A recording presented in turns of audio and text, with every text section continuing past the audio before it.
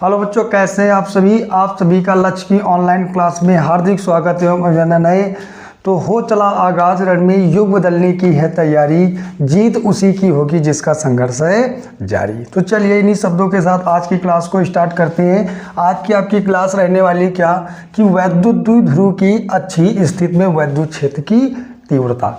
यानी अगर बात की जाए कि हम यहाँ पे क्या करते हैं कि जब भी बात आती है किसकी, वैद्युत क्षेत्र की तीव्रता की, तो यहाँ पे दो स्थितियाँ बनाती हैं जब द्विध्रुव, एक होता है अच्छी और एक होता है अनच्छी, ठीक है, या निरच्छी कह सकते हो।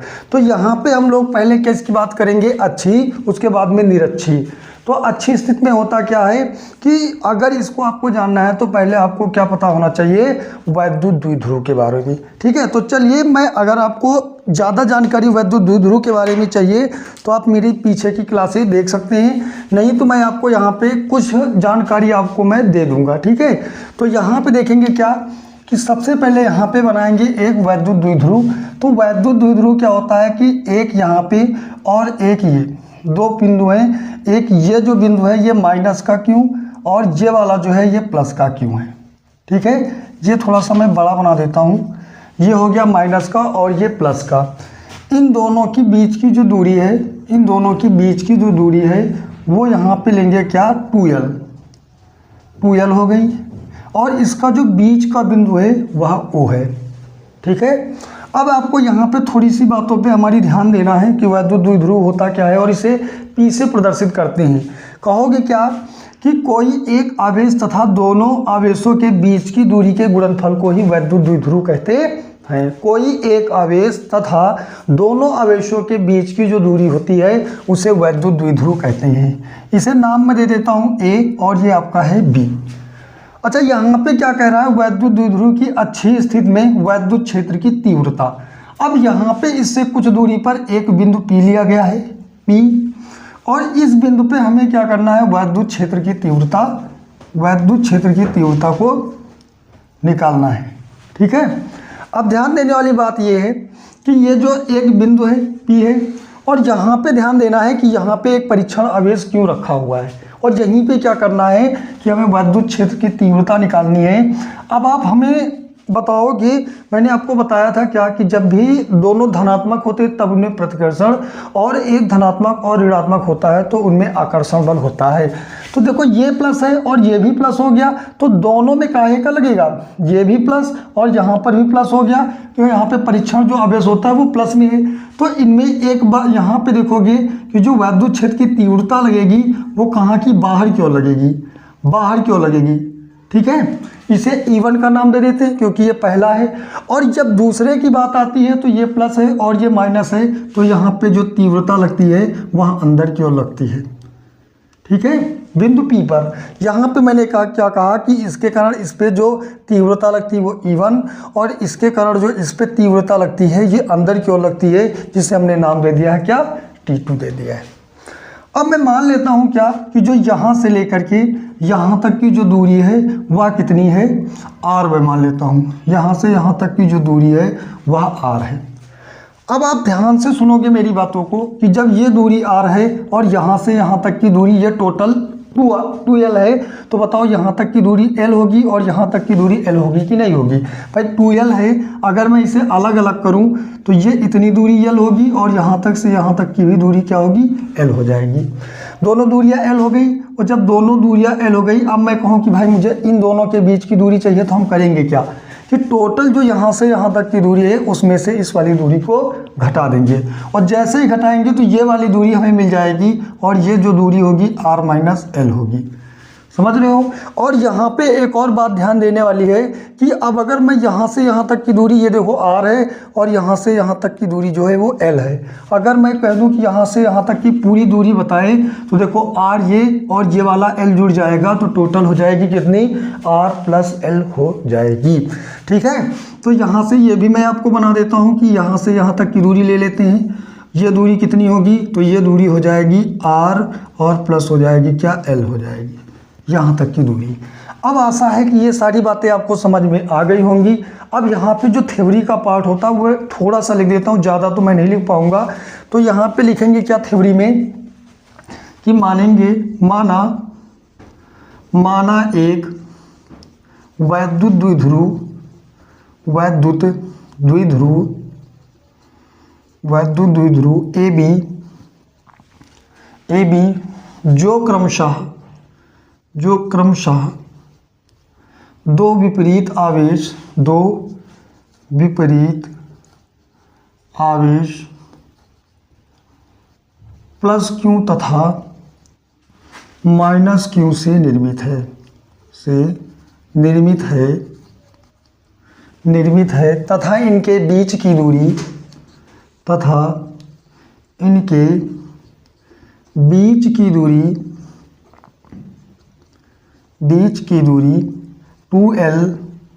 2L है और मध्य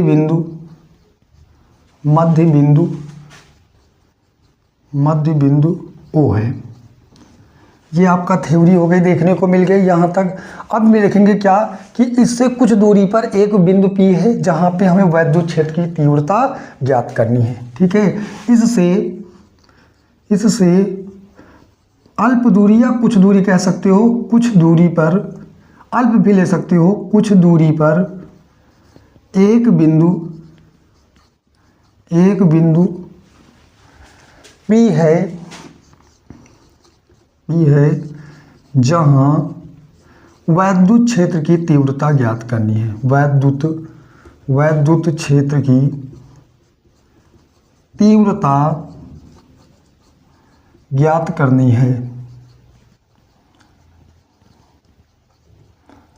ठीक है, अब मैं सारी दूरियां लिख देता हूं, आपको ध्यान देना है। क्या कहेंगे, क्या O से, कहां से, O से P तक की दूरी, O से P यानी OP बराबर आपका हो जाएगा कितना, देखो यहाँ से यहाँ तक की दूरी कितनी है, तो यहाँ से यहाँ तक की दूरी कितनी है, ध्यान दीजिएगा, ये वाली R है।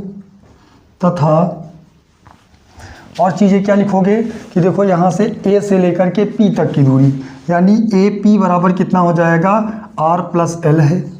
तथा और भी चीज़ें बता देते हैं, यहाँ पे प्लस क्यू आवेश यानी B से लेकर के P तक की दूरी कितनी है, BP बराबर आपको दे दी गई है, मैंने बता दी है, R-L है। तो वैद्युत क्षेत्र की तीव्रता, वैद्युत क्षेत्र की तीव्रता, ठीक। अब आप यहाँ पे कुछ चीज़ें, इतना आपका जो मैंने थ्योरी का पार्ट था वो लिख दिया, आप चाहें तो और भी लिख सकते हैं, लेकिन इतनी पर्याप्त है। अब आपको यहाँ पे ध्यान क्या देना है कि देखोगे यहाँ पे जो तीव्रताएं हैं, ये देखो अनुदिश दिशा में तो एक में ही है, लेकिन यहाँ पे जो है इनकी दिशाएं बदली हुई हैं, जा तो रही है एक ही दिशा में। इसके अकॉर्डिंग अगर आप देखोगे जो द्विध्रुव है यहाँ से तो अनुदिश एक ही है, बट यहाँ पे देखोगे तो दिशाओं में अलग अलग हैं। तो मैं क्या करता हूँ, थोड़ा सा इंक डाल लेता हूँ, तब तक आप इसे नोट कर लें, है ना, नहीं तो फीका चलेगा तो आप ही लोग कहोगे सर दिखाई नहीं दे रहा है। मैं थोड़ा सा बगल हो जाता हूँ, तब तक आप नोट करते रहिए, जल्दी से भाई नोट कर लेंगे। चलिए, इंक पड़ गई है, आगे बढ़ते हैं। चलिए, यहाँ तक कि आपकी थ्योरी हो गई है। तो देखोगे जो आपकी वैद्युत क्षेत्र की तीव्रता का फार्मूला होता है वह होता है E बराबर 1/4πε0 और Q/r² होता है।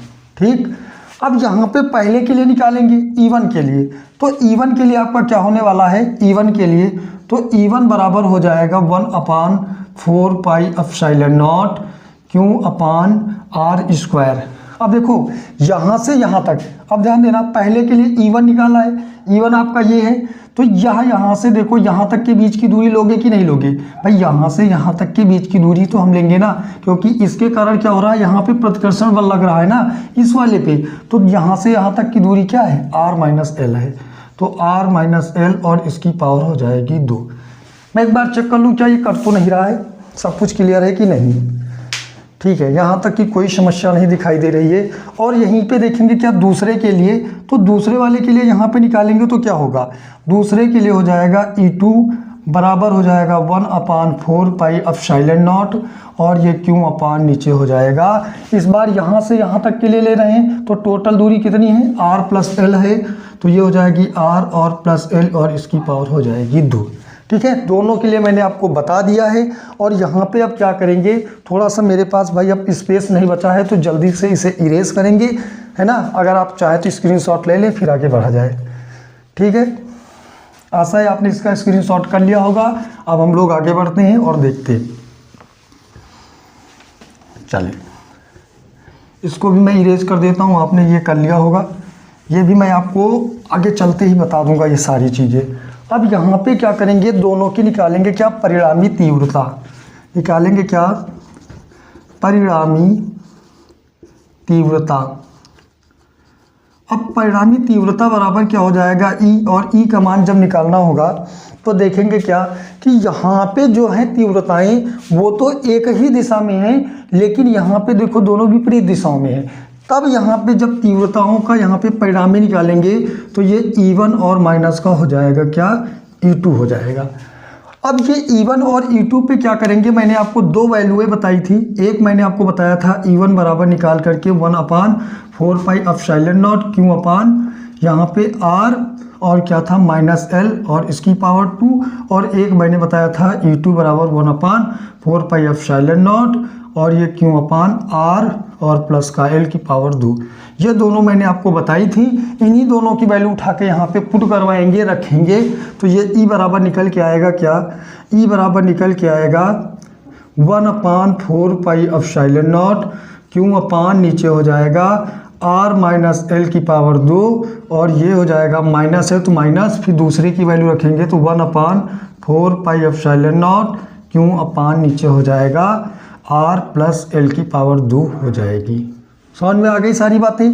ठीक है, यहाँ पे मैंने क्या किया, E है तो E पहले वाले की वैल्यू उठा के यहाँ पे रख दी, माइनस है तो माइनस, दूसरे वाले में देखोगे तो ये वाली वैल्यू उठा के यहाँ पे रख दी।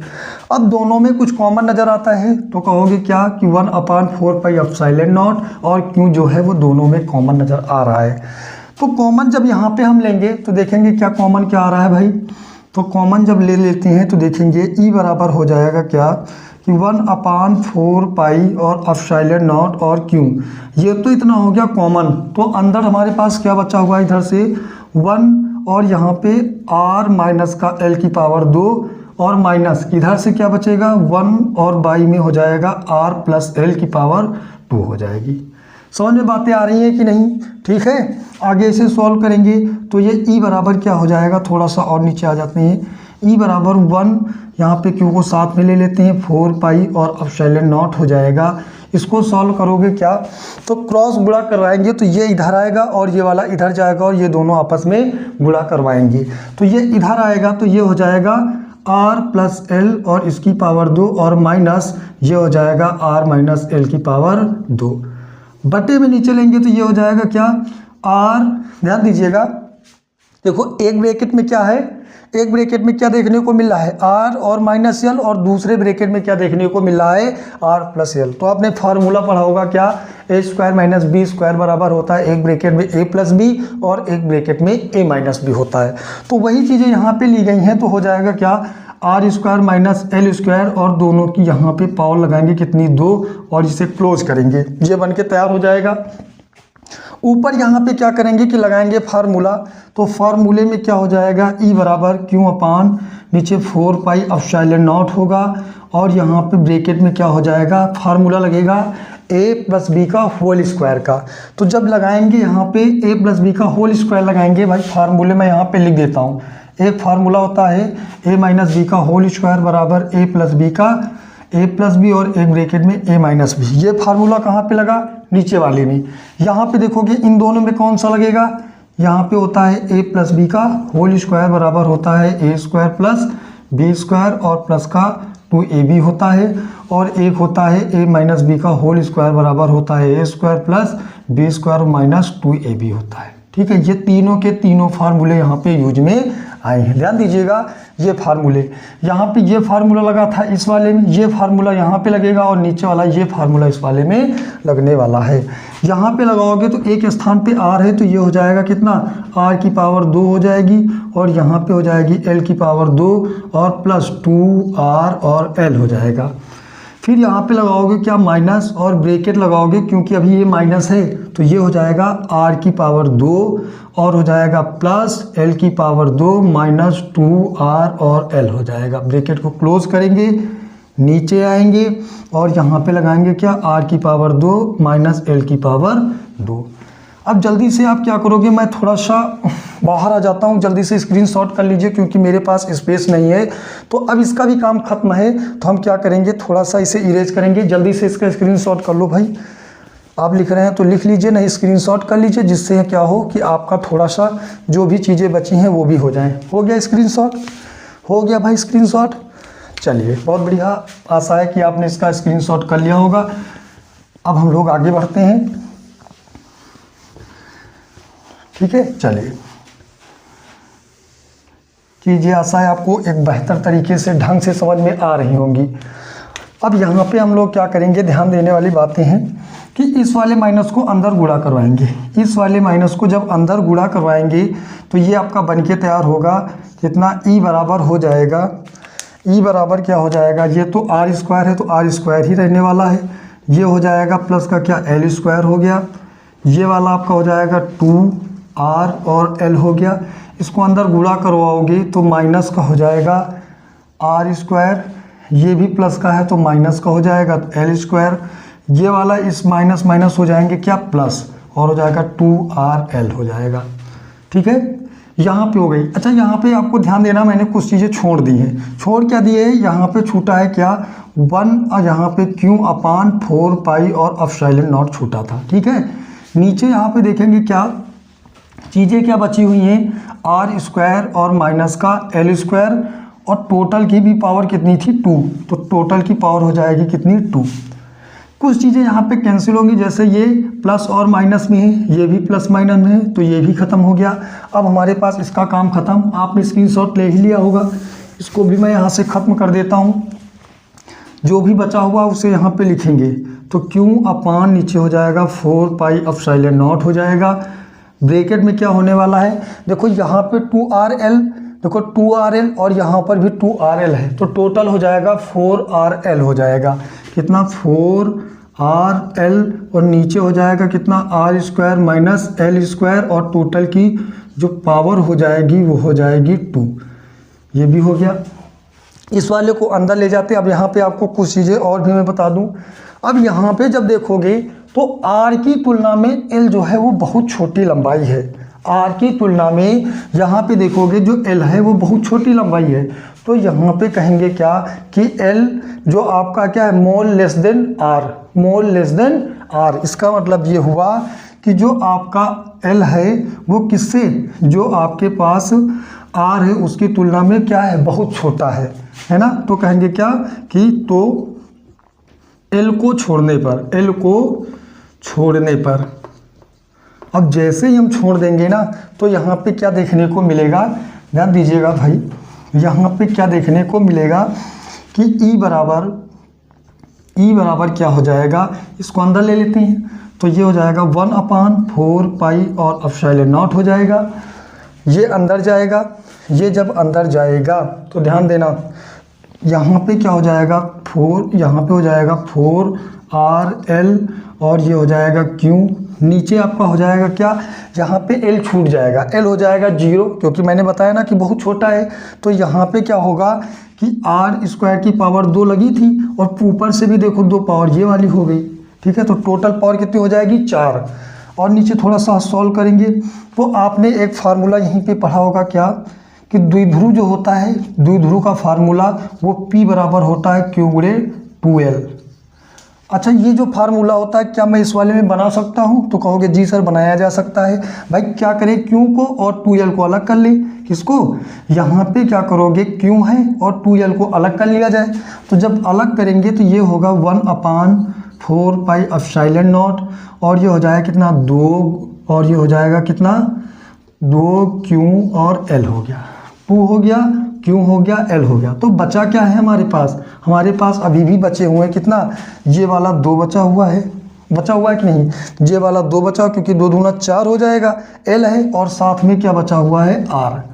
नीचे आएंगे, ये देखो कितनी पावर हो जाएगी, पावर 3 और गुणे में एक और आर नीचे बाहर कर लेते हैं। क्यों मैंने इसको अलग कर लिया है, क्योंकि इस वाले आर से एक आर कैंसिल हो जाएगा और इसके स्थान पे अब आ जाएगा पी। ध्यान देने वाली बात है भाई, ध्यान दीजिएगा, ठीक है।